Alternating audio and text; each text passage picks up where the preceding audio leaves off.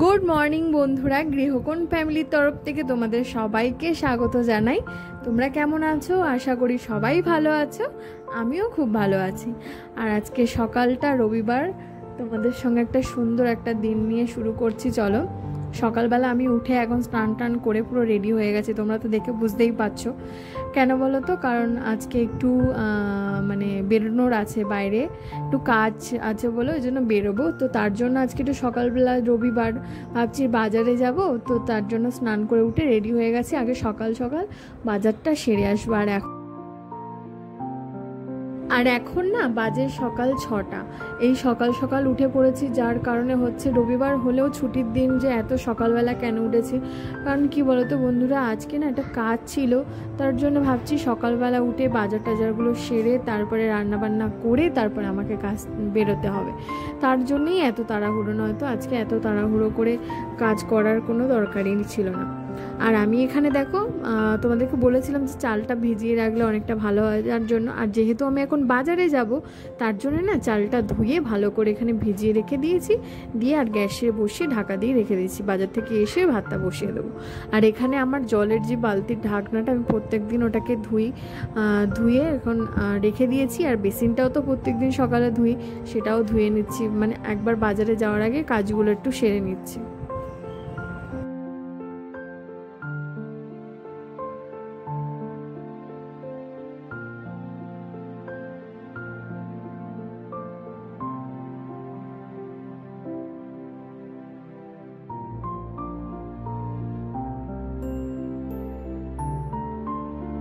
আমি বাজার করেও এখানে দেখো চলে এসেছি। আর এখানে আমি এনেছি 3 রকম শাক। এখানে হচ্ছে কুলেখাড়া শাক, এটা হচ্ছে নোটে শাক, আর একটা নিয়ে এসেছিলাম কলমি শাক।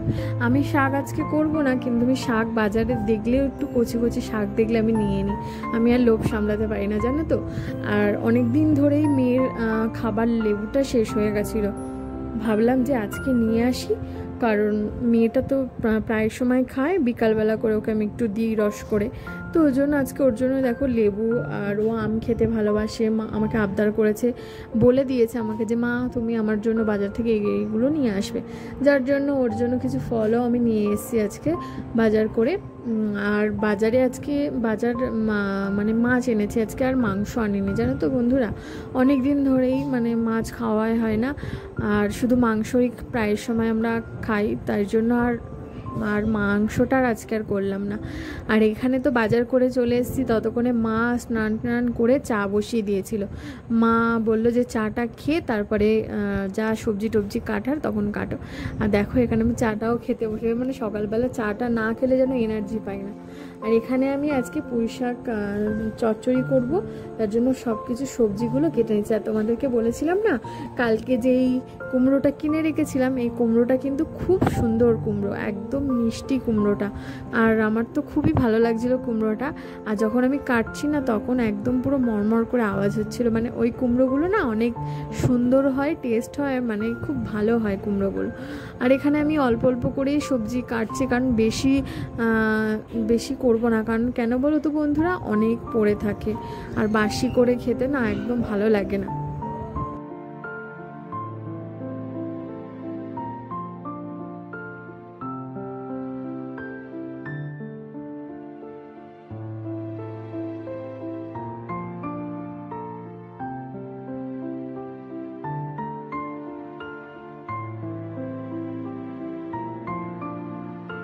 চলো, এখানে আমার সমস্ত কিছু কাটা হয়ে গেছে। আর এখানে সবজিগুলো ভালো করে ধুয়ে নিই। তারপরে দেখো বন্ধুরা, বেসিনে দেখছি পুরো বাসন ভরে গেছে। আর এখানে আমি তো চিংড়ি মাছ এনেছি আজকে, বাগদা চিংড়ি এনেছি, আর এনেছি বড় বড় কাতলা মাছ নিয়ে এসেছি একটা। আর খুব এনে রেখে দিয়েছি। মাছটা ধোবো কোথায়? বাসন তো পুরো একদম জড়ো হয়ে পড়ে আছে, কারণ মাছ ধুতে গেলে তো মানে একটা গন্ধ হয়ে যাবে। যার জন্য আমি ভাবলাম আগে বাসনগুলো না মেজে তারপরে তুলে নিই, আগে ধুয়ে নিই, তারপরে গিয়ে মাছটা ধোবো। তো এখানে আমি ওই জন্য বাসনগুলো ধুয়ে নিচ্ছি।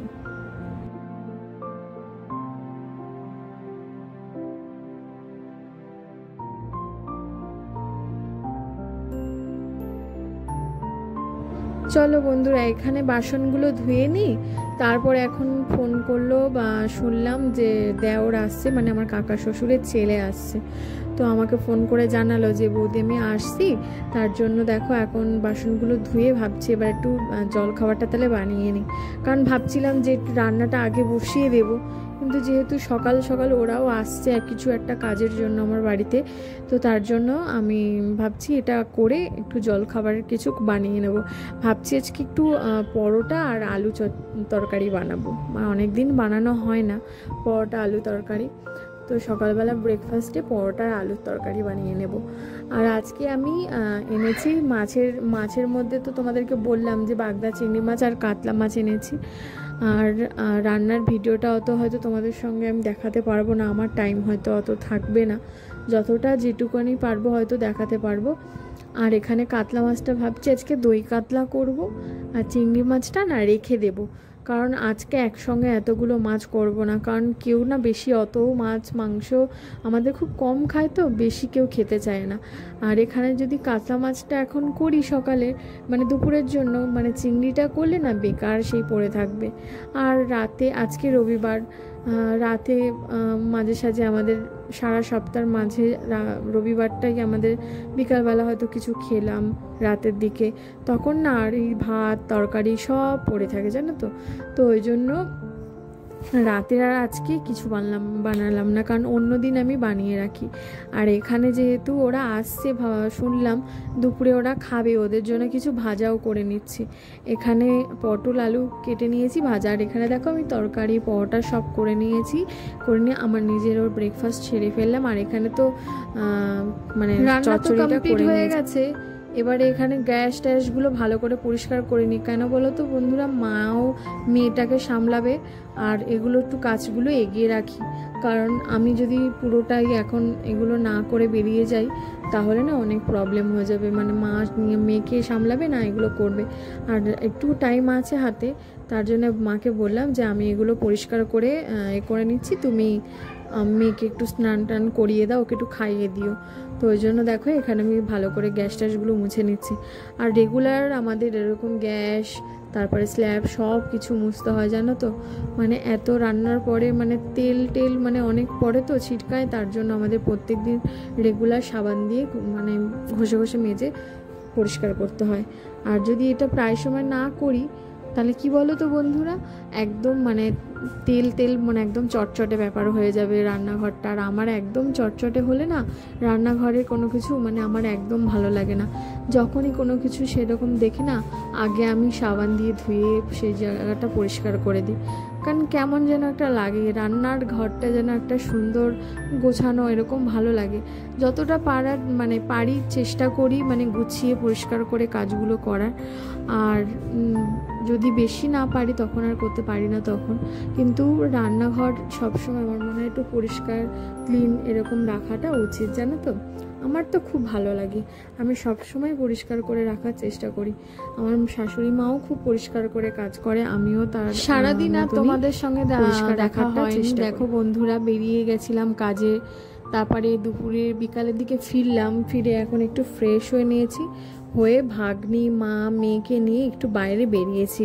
মানে একদম তো বেরোনো হয় না সেরকম, একটু মেয়েকে ঘুরিয়ে ছেড়ে দিলাম বাড়ির দিকে, বললাম তোমরা যাও আর আমরা একটু আসছি।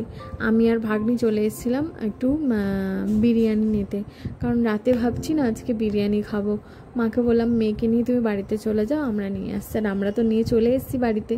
আর এখানে বিরিয়ানিগুলো এবারে সবাইকে দিয়ে দেবো, কারণ সবারই খিদে পেয়ে গেছে, ওই জন্য বিরিয়ানিগুলো দিয়ে দেবো। আর বন্ধুরা আজকের ভিডিওটা তোমাদের কেমন লাগলো অবশ্যই কিন্তু জানিও, ভালো লাগলে লাইক কমেন্ট করো। আর আমার চ্যানেলে যারা তোমরা নতুন সদস্য তারা প্লিজ আমার চ্যানেলটাকে সাবস্ক্রাইব করে দিও, পাশের বেল আইকনটি প্রেস করে দিও। আবার তোমাদের সঙ্গে একটা